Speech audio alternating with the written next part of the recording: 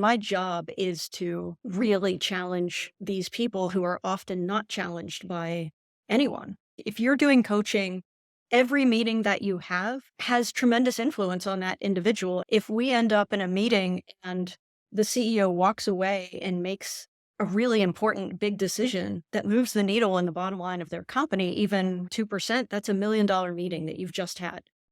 Dr. Julie Gurner is an executive performance coach with a background in psychology, but what she does isn't therapy. She helps top executives make better decisions by regulating their emotions and learning how to listen without getting defensive. Join us as we dive into the world of high performance coaching and find out what it takes to become a highly effective leader. Thank you so much for joining us today, Dr. Gurner. I've been excited to talk to you for weeks and weeks. I really love your newsletter. Thank you so much. I'm really excited about starting the Ultra Successful newsletter. I think it's something I've been really wanting to do for a bit. Appreciate you reading it. We had such a great conversation prior to this chat, so I was excited to speak with you further as well. So, we're going to get into your background, how you do your current practice, your top tips for peak performance, all that great stuff. But since we mentioned your newsletter, which is ultra successful, we've linked it in the description. How did you start writing a newsletter? Because I believe you're over 70,000 subscribers. Is that true? I don't have 70,000. I have thousands of subscribers. Oh, I'm not quite to 70,000 yet. I've only been out for maybe 2.5 months. So I oh my do Lord. have, yeah, I do have quite a bit of subscribe. We're still one of the top business newsletters on Substack, and our growth has been fast. But I look forward to getting to 70,000. Hopefully that's a number that I get to sooner than later. But your question was, how did I start out just kind of writing this newsletter? I think Yeah. that as a coach, you really are behind the scenes and people are infinitely curious about what you do and how you do it and what types of work happens behind the scenes. And so this was a way of really scaling impact. I know that a lot of people, I only have so many spaces to work with me personally. And I feel as though this is a way of really scaling that impact. I give people a very low cost to pay, $9.99, and they can have insights coming every single week that pull from a moment of me sitting with a high performer and kind of walk through what makes that unique and how we move forward and the concepts of that they can apply to their own life. So I hope that it gets people excited. It gets them from maybe 0 to 10. And then maybe when they get to 10, they can go out and hire someone to kind of help them in the next stages of their journey when they have those types of resources. But it was all about scaling impact and reaching people who sometimes you get inquiries and you just can't speak with everyone. And also recognizing that not everyone's going to be at a price point where they can spend that time with you and come in the door. Absolutely. So, one of the things that I think many coaches, leaders, creators struggle with is what form to reach people in. Some Right. people start a community, some people start a newsletter, some people start a YouTube channel. How did you choose the newsletter form? That's a really great question. I have had failures of format, so I'm going to put that out there first, right? A few years back, I decided, hey, I'm going to try doing something where I have an open office hour. It was before Twitter had like Twitter Spaces or any of those things. So I was going to do a live video where people could come in for 1 hour every week and ask me any question that they wanted. And I thought, oh, this is such a great idea, gives people access, and it couldn't have been more wrong. The Twitch format is, I think in retrospect, it's very obvious why it was wrong. People don't naturally go to Twitch. It's a platform that over a certain age, you're probably not going to be as familiar with. It just wasn't my tribe. And I did it for 1 year. I was very religious about it and nobody really showed up very much or very frequently. So I think that you have to continue to be open and experiment and find platforms that are going to work for you. For me, I like writing. So that already taps into something that I enjoy doing. Twitter is a writing-based platform. It's something I enjoy doing. And so I was able to really connect with people through something that was more organic for me and experiment with some different platforms and find something that worked for me. For others, I'm sure LinkedIn would be fantastic because there are a lot of people in business on LinkedIn looking for coaches, talking about coaches, but that platform has not been as beneficial for me. I think that Twitter, for some reason, it's fast, it's responsive, it's a writing platform where people are engaged. It's like a cocktail party, right? So I function well in that setting. LinkedIn and some of these other platforms I wasn't as good at. And so you just begin to go with where the feedback is. And I was getting great feedback on Twitter. I doubled down on that and it grew very nicely. So I've been really pleased with it. That's wonderful. So you and I share a background in psychology, and then Yes. we've gone on to do non-traditional things with that background, right? Yes. What first drew you into studying psychology? Interesting. So I started off, I've always been a very meticulous and kind of person who loves solving problems. I was the kid who used to take apart their father's watch and try to put it together. So I initially went to college pre-med intending to be a surgeon. I enjoy that kind of meticulous focus, that type of thing. So I took the pre-med courses and I was doing fine in them, but I found them really dry and it wasn't at all what I had hoped it would be. I had to take an elective. I took philosophy. I loved it, but you can't be a philosopher and sit around and just think for a living. So I decided I really love medicine and I love kind of the analytical nature of it. And I love philosophy and thinking. So I took a couple of psychology courses and I absolutely loved it. So I ended up getting into psychology kind of through the side door, I guess. It wasn't my initial venture, but it ended up being better because I can still solve problems. I can still get in there and do my meticulous work just in a very different way that happens to be cognitive. Interesting. So, from studying psychology, and you went ahead and got a PhD, Mhm. correct? Was that PsyD. what kind of psychology were you specializing in during your PhD? So I have a PsyD, a doctorate in clinical psychology, and my Mhm. expertise is in adult psychopathology and forensics. So I initially started in a very different path, and I worked everywhere from a level 5 supermax facility to doing forensic evaluations for a mental state at the time of the offense, if someone qualifies for the insanity defense, competency to stand trial, and started off very traditionally in psychology. Ended up doing some things in hospitals and in academics as well, but that was my starting point in specialization. Wow. I only learned about what forensic psychology is from the Depp Heard trial. I don't know if you followed that at Yes. all, Yeah, that was an but unfortunate trial. that was quite something. There was a forensic psychologist, Shannon Curry, who I was very impressed with. And she Hmm. described what a forensic psychologist does. And it's like, wow, had no idea. So you Yeah, did some of that too. it was a very different, yes, and I was not involved in cases so much in domestic disturbances and disputes, thankfully. I think those are very, very messy. Mine were much more clear-cut around testimony. It has a very strong ethics component, so I really enjoyed that. There's a very strong separation there between in forensic evaluations, especially mental state at the time of the offense, people tell you the entire span of those moments, like throughout the duration of the crime. And you cannot testify as to their guilt or innocence. You can only say what their mental state was like. So you watch a trial play out, knowing kind of the truth behind the curtain, and whatever outcome they come to, but it preserves the integrity of the evaluation. That's fascinating.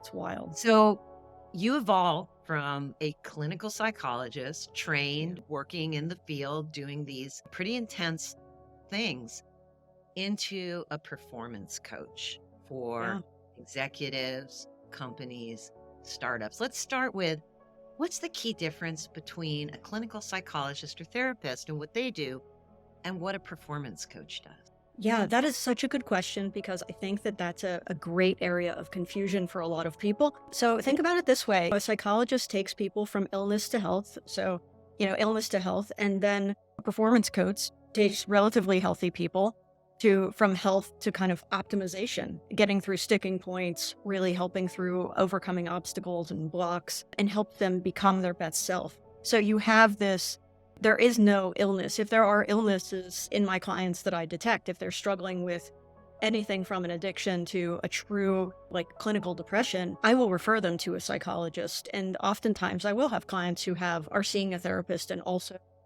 work with me, but I do not address anything clinical whatsoever. And I feel fortunate that trained well enough that I'm able to spot it so that clients who may be struggling with that are able to find somebody who can help that immediately.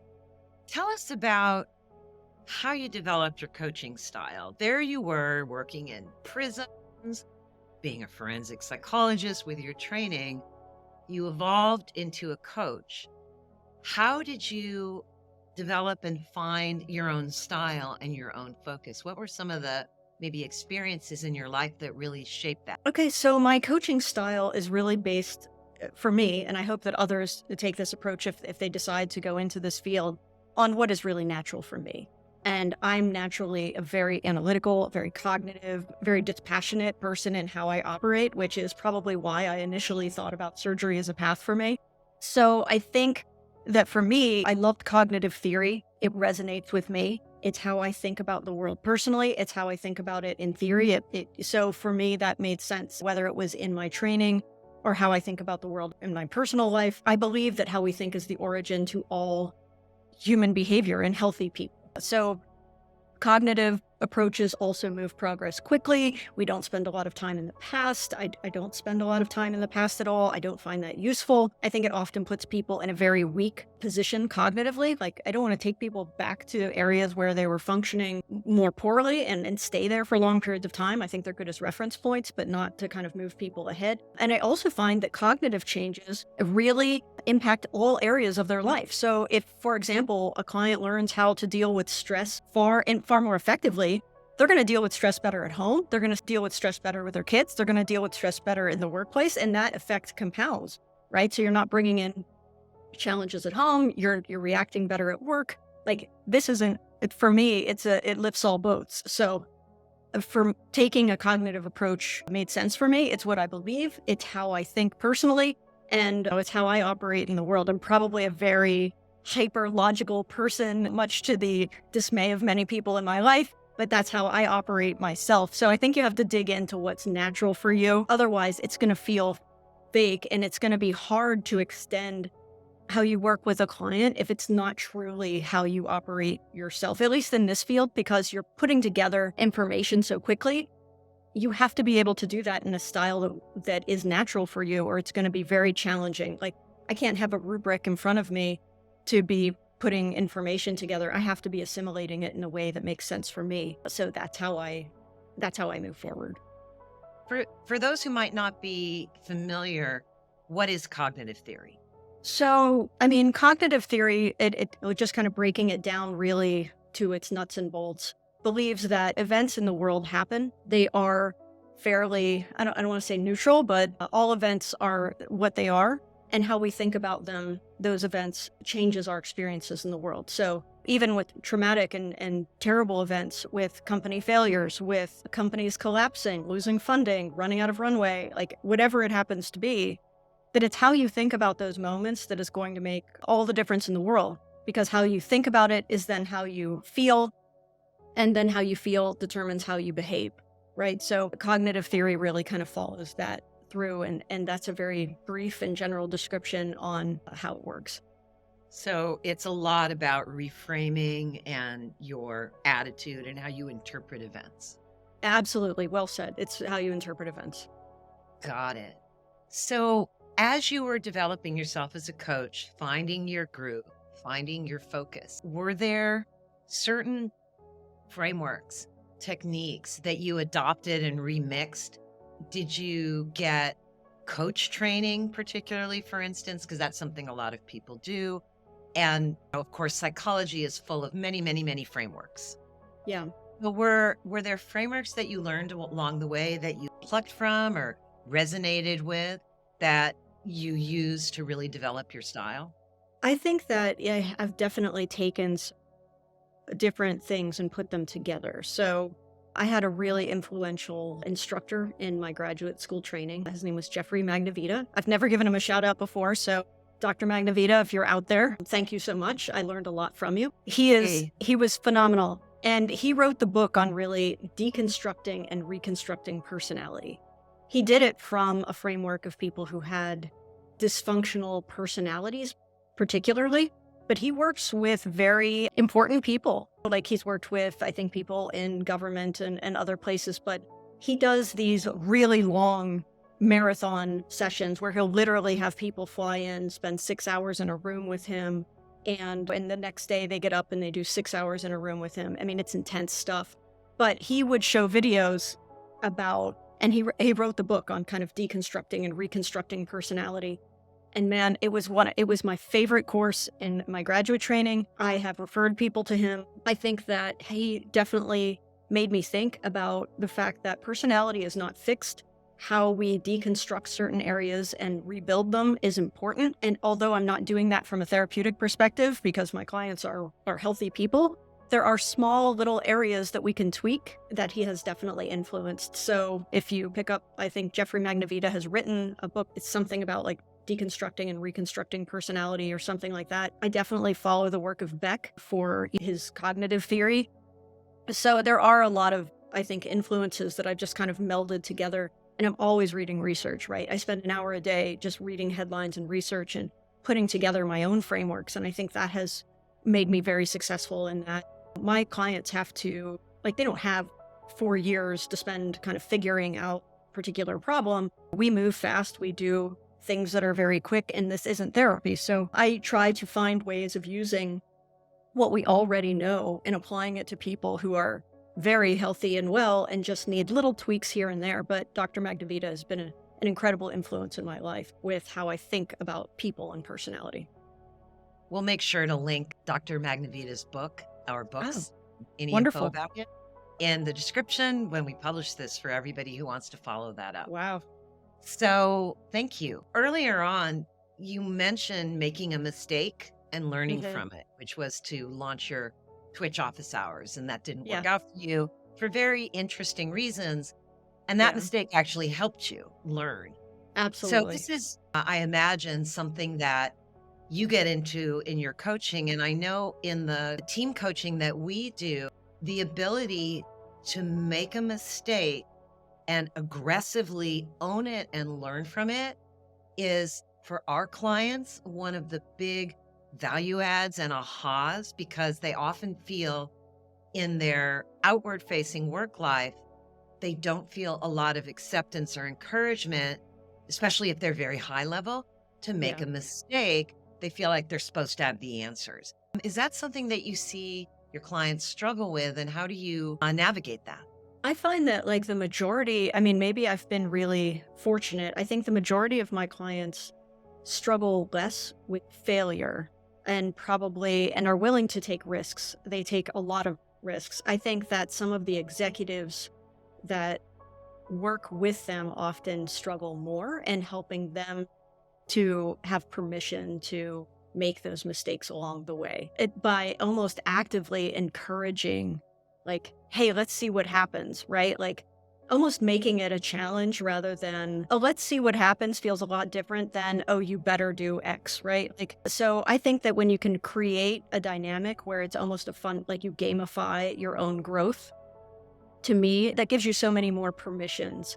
And recognizing when you find people who struggle with failing, what is it about the failing that you're challenged by? Usually it's failing in front of other people. It's not the failure, it's failing in front of others. You don't want to be ridiculed, you don't want to be seen a certain way. So I would dig into those specific elements, like, what is it about the failure? Because we usually make it about the failure, but it's usually about other things too. It's about our thoughts around public perception, our thoughts about our competency. Because of someone who is very competent, very secure, very confident, oftentimes they have less concerns around failure because they know, hey, I'm fine either way. Like Jeff Bezos, the Fire Phone was a terrible failure. No one owns a Fire Phone today. But, like, in the scope of things, he's a massive success. And so the more wins you have, the less the failures matter. So you just want to continue to be putting effort out there and trying new things and trying different things. So that's kind of how I think about it. Awesome. So let's dig into your clients and your practice a little. As you said, people are very curious about what it's like. So at this point in your career, who are your clients? You don't name names, but like an example of like a sector, what role are they playing in the company? And then what are they struggling with that you'll hunker down and take, say, 3 to 6 months and really work on making progress? What does that all look like? So when I think about my average, I think a typical client of mine is like right now, it changes, right? Depending on the time that you might ask me. Right now, my client load is mostly founders, people who are both bootstrapped and who have raised venture money. So I have a bootstrap bootstrapped founder in Asia who is making 80 million or so a year. I have clients who have businesses making 300 million a year who are CEOs. I have clients who are venture funded who have companies worth over $1 billion in kind of in that scope. So the things that they are working on and the reasons why they engage are just for, they are looking for anything for kind of an additional edge. These are not people who have some kind of major struggles, right? Like, or they wouldn't be where they're at, but they do have things that are always challenging for them. Probably the most challenging thing for most of my clients at that level is really understanding that other people in their company do not think the same way that they do. So like they'd work out a lot of things in their head, they put together information very quickly, and they give instructions very succinctly and directly and clearly. But the challenge sometimes is that how they're thinking about things is not how other people in their company think. And they can become very frustrated when, how did they not see that they should have done this? Or how did they not anticipate that they should have done that? Because they don't think like you, right? People who are at that level oftentimes make assumptions that other people are very similar to them in how they think, but they're not. So I think that pulling back the curtain a bit on how they think and being able to share that with others in a process kind of way, rather than saying, hey, this is where I'm at right now. Like, take people on that path with you. Show them how you're thinking about things so that, you know, your team or your executives really understand not just what your plans are, but kind of what your thoughts around the plans are so that they can begin to replicate and understand and anticipate what you want and what you need. I think that can be really important. So communication is also a part of that. And effective communication is important no matter what level you're at, but at these seats, they need to be really effective doing that. And sometimes they struggle with that. So it's prioritization sometimes, but not as often. Interesting. So as a coach, how do you're sitting there, you have real-time sessions, you prep for those sessions, right? How do you balance asking probing good questions with offering specific advice? It's a good question. I usually kick off with, if there's anything pressing, we meet once a week at the cadence of our meetings. So I'll ask them if there's anything like, how's your week been? Is there anything kind of come up? And oftentimes they already have things that they want to discuss. So they'll come to the table saying, I'm really struggling with maybe this executive, or I'm really struggling with this problem, or I'm really like, I don't really know how to think about X, Y, and Z. So I think the first thing you have to do as a coach is kind of help people understand how to use you. Otherwise, you're a great tool, but they don't know really how to engage with you. A lot of these folks, they don't work with coaches all the time. So, you have to teach them how to use you as a tool. So usually kind of I'll ask about their week. If they don't have anything specific, we'll look at areas like, who do they need to be for their company right now? What does the company need most from them? What are their big moves coming up? What are challenges that you're facing right now? So if there are prompts that can help get them to a certain place, I'll help them get there. But usually after a few weeks, they understand how to use me, and then we can kind of go from there. And then at that point, I will kind of give advice, but my advice is usually helping them to come to their own conclusion, because I recognize the important influence. If you're doing coaching, every meeting that you have has tremendous influence on that individual. And that individual, if they're a CEO of $1 billion company, can have a massive influence, for better or worse, on like the way in which the company is structured, makes decisions, decides to move forward in certain ways. In kind of worst case scenario, you give advice and then like that person takes it and it isn't particularly useful. So you want to be really careful to allow people to come to their own conclusions and to kind of make their own decisions.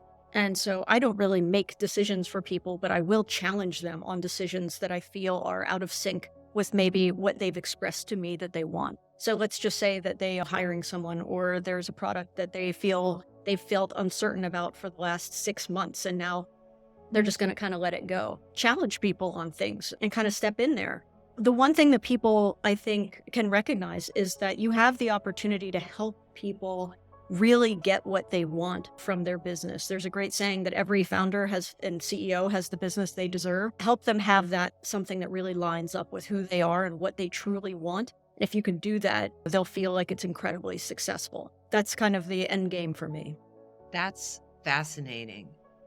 So you are in a really interesting and unique position in terms of being able to see patterns because you Hmm. work with a number of different execs in different industries, not just in one industry. Right. So, in terms of, I would love to get some of those patterns that you've been able to discern in front of all of us.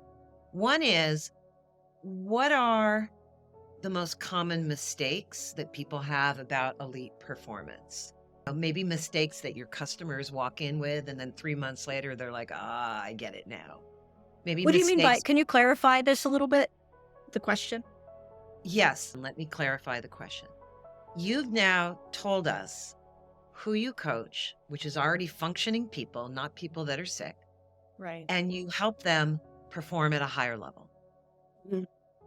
So you're really, I think of you as a elite executive coach or peak performance coach, as one might be for athletes, but you do it for CEOs and founders. Do I And have that sometimes right? athletes. Yeah, and sometimes athletes. I've certainly had professional athletes as clients. You have? I have. I did not Yes. know that. Wow. So you had, this is who your clientele is. Okay. Yeah. What are the most common misconceptions that people walk in the door with about this kind of coaching, that once they work with you, they get over those misconceptions? I think the misconception is that one, I think sometimes that have the misconception that it is therapy. And I think that that is like you are really a therapist for people who don't want to go to therapy. So I think that that's a misconception. I also think that sometimes people walk in, if they are the client, they can have the misconception around how challenging it can be. And my job is to really challenge these people who are often not challenged by anyone. They have reached a level where now their circle is oftentimes they're more protective of them than sometimes challenging.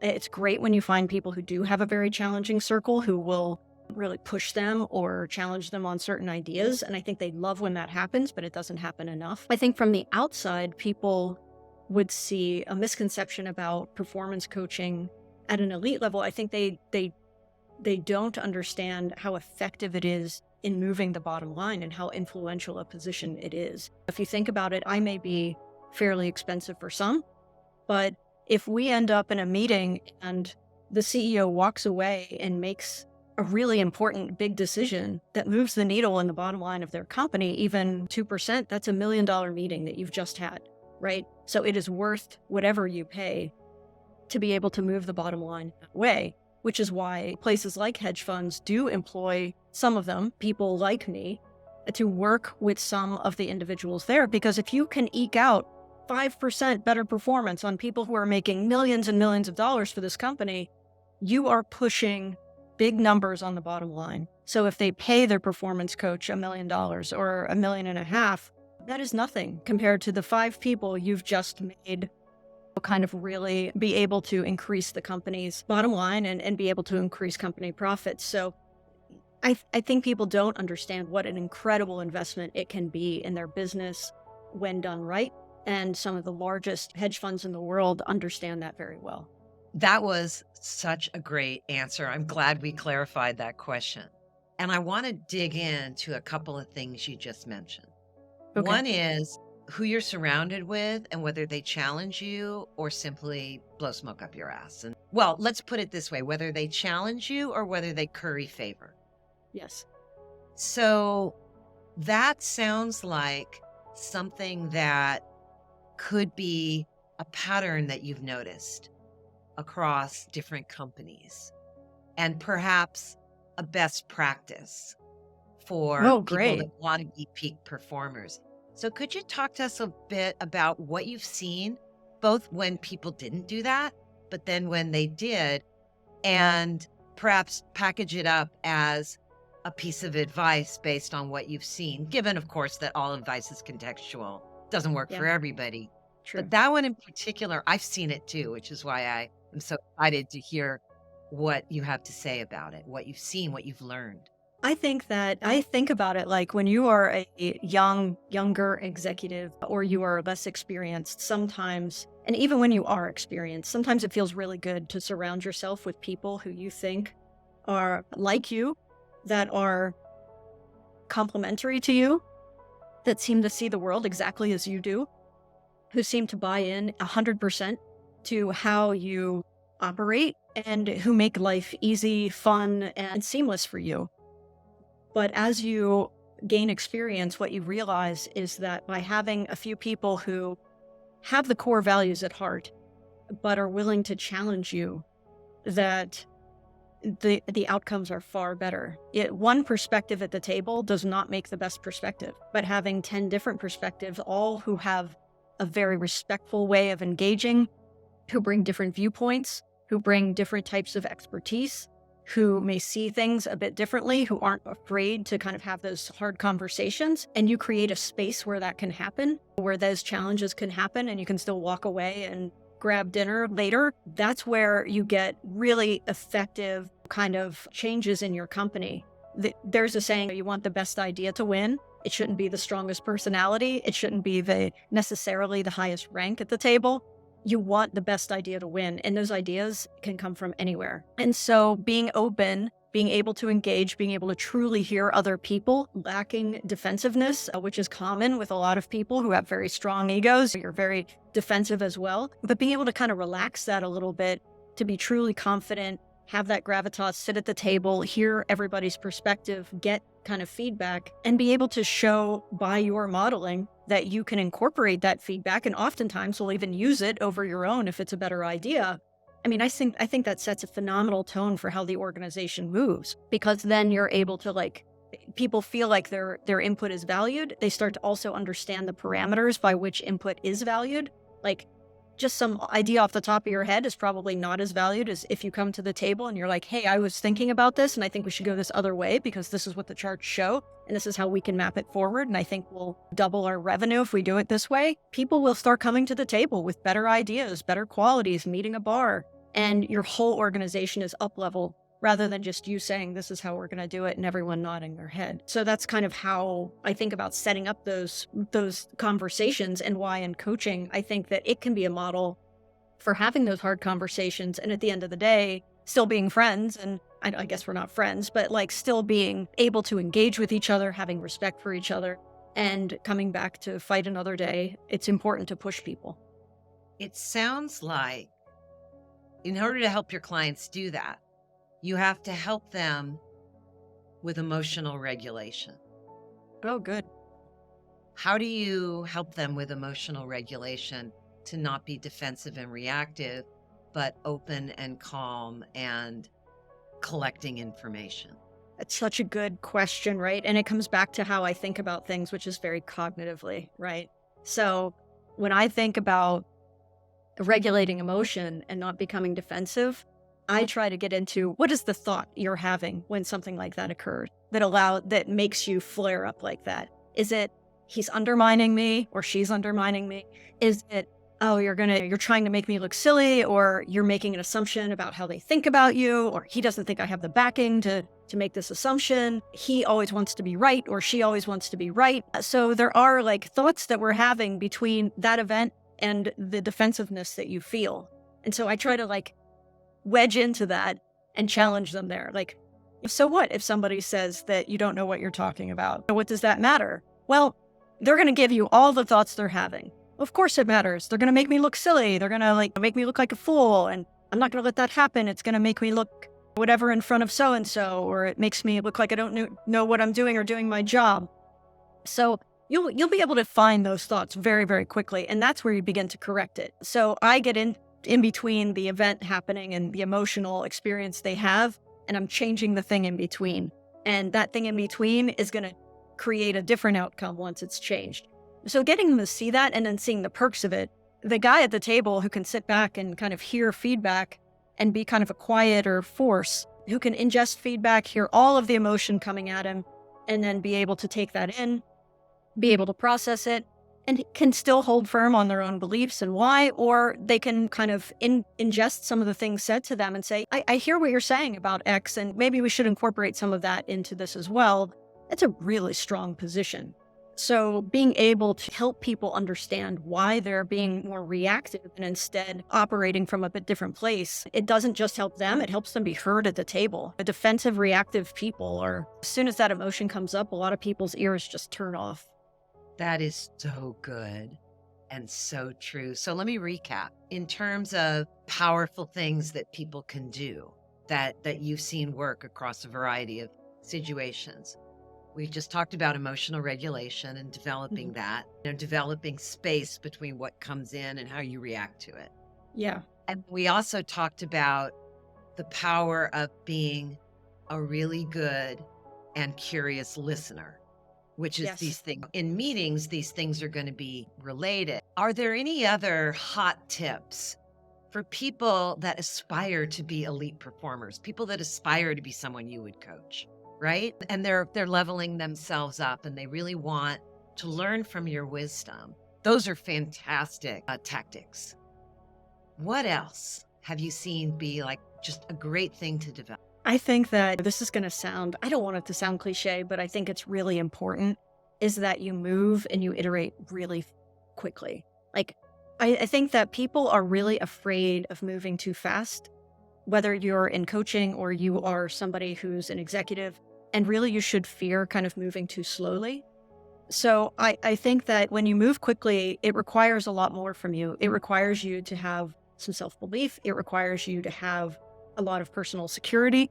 It allows you to fail if you're going to fail and like put yourself out there to do it and get that, take a few hits. That's okay. You'll be fine and you'll see that you'll be fine. So I guess that if the one piece of feedback I'd have to give people to really move their careers ahead is that I see in really top performers is that they move fast. If something doesn't work, they'll cut it. One of the things that the first edition of my newsletter, I used an example from a guy kind of running a $1 billion company. And one thing that he always says is nothing can run on life support, right? Nothing can run on life support. What he means by that is it's like barely hanging on. It's being barely kept alive. It's not functioning well.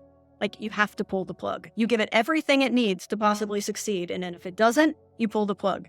And you have to be kind of merciless in that way so that if in your career right now and you're sitting there and you're like, these kind of things aren't really working for me, like pull the plug. And if things are working for you, double down on those things, like really lean into them, take chances, iterate faster. If you want to get this other position in your life and you see the wrong ahead, always apply scaling upward. Don't make lateral moves. Keep pushing kind of faster, further, and be taking those chances while at the same time cutting away the things that aren't working instead of hanging on. And sometimes that's a job. Sometimes that's where you're at. And to seek assistance if you need that help. That is gold. That is such good advice, and it's hard to do. Hard and to it do. requires emotional regulation, It does. right? Like Yeah, they stack on top of each other. It's interesting. I just recently interviewed a very experienced game designer who's been part of every major wave in gaming, going way back to working on text adventure games like Zork. Wow. Right? That's amazing guy. And he said such a similar thing to what you did. I said, what is the biggest single mistake that you've seen game studios make? And how many game studios has he worked with? 15, 20, right? He said, not killing failing projects fast enough. Interesting. And he elaborated on that. And I've seen that too. So I think that this lesson about iterate faster, kill your babies, double down on what's working, do it with an open, curious mind and non-reactive emotions. It's a really good recipe. Yeah, absolutely. Great summation. I mean, that's a great way to put it together. So what trends are you seeing in leadership, just in companies you're working with as we head into 2023? What are you seeing emerge in your field that's intriguing to you, that's informing how you make decisions? So, two things. I think that people are still struggling with remote environments. So I think leadership through remote environments is one thing. I think leadership through uncertainty is a huge one. I think that a lot of people that I work with are struggling with that. So I think leadership through uncertainty is probably number one, because the economic environment, the business environment, the real estate environment, everything is so uncertain. Consumer behavior. So I think that leading through uncertainty is probably the biggest challenge that they face. But one of the trends that I see along with those types of things is that human contact remains a luxury. We keep developing in AI, and we develop in all these other ways, and the metaverse and other things, which I'm actually a really big fan of. I think it's really cool, and I can't wait until there is a functioning metaverse to be able to operate from. I think it's fantastic.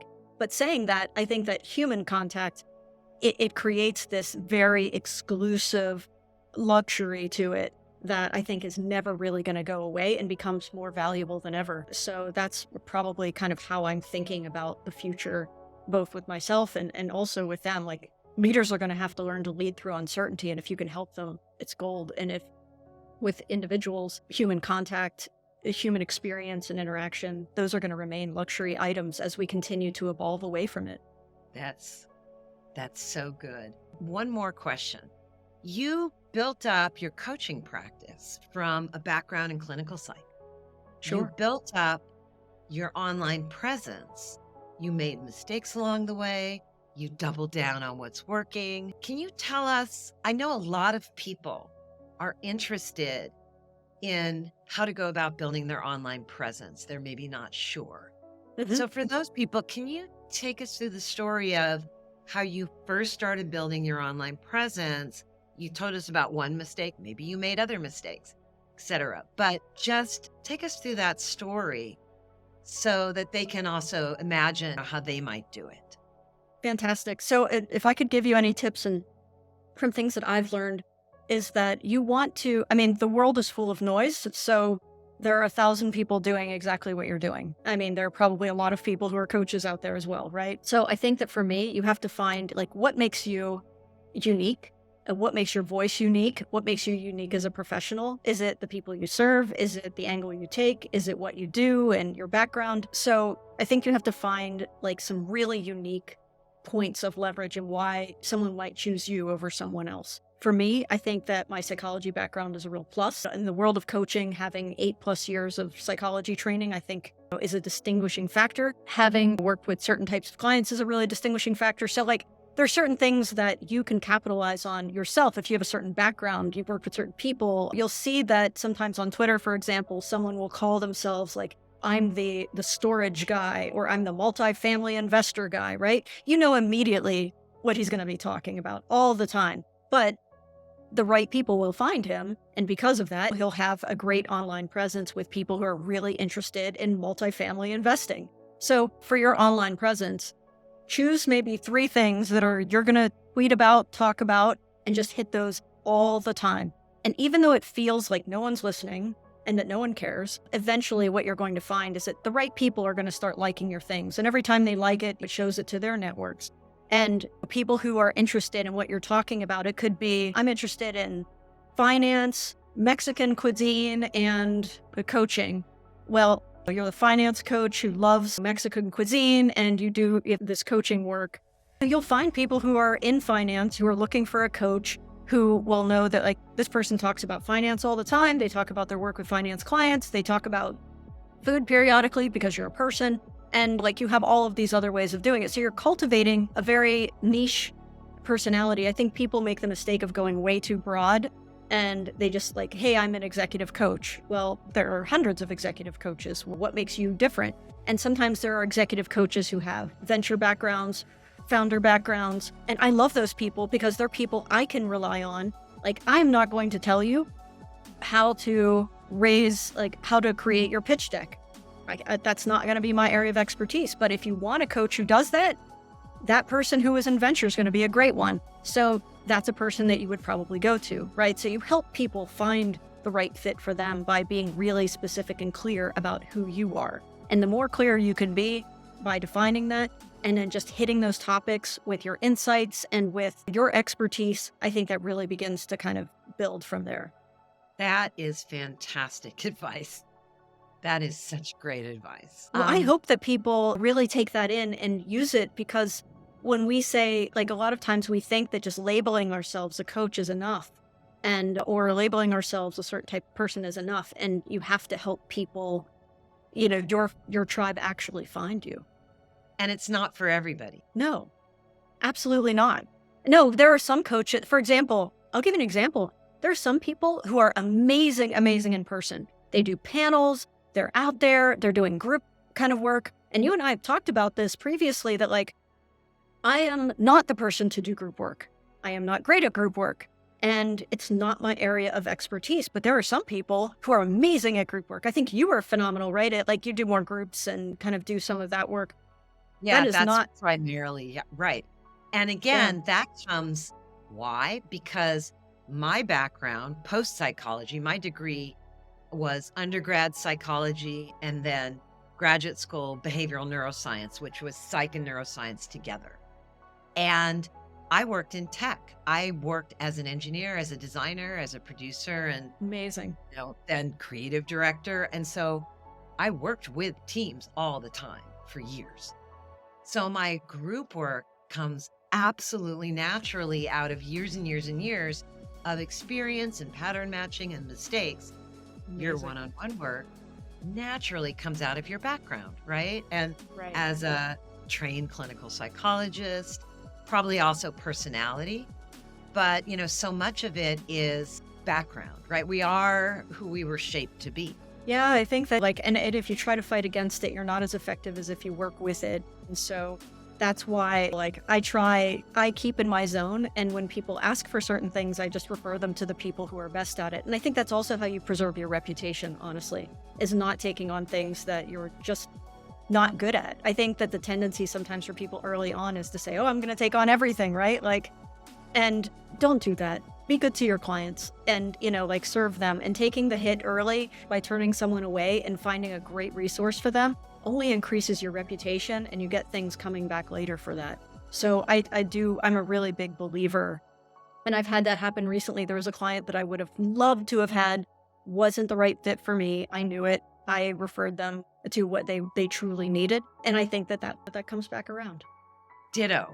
Yeah, it's It's fantastic. It's true. And you need a certain amount of deal flow for that to work.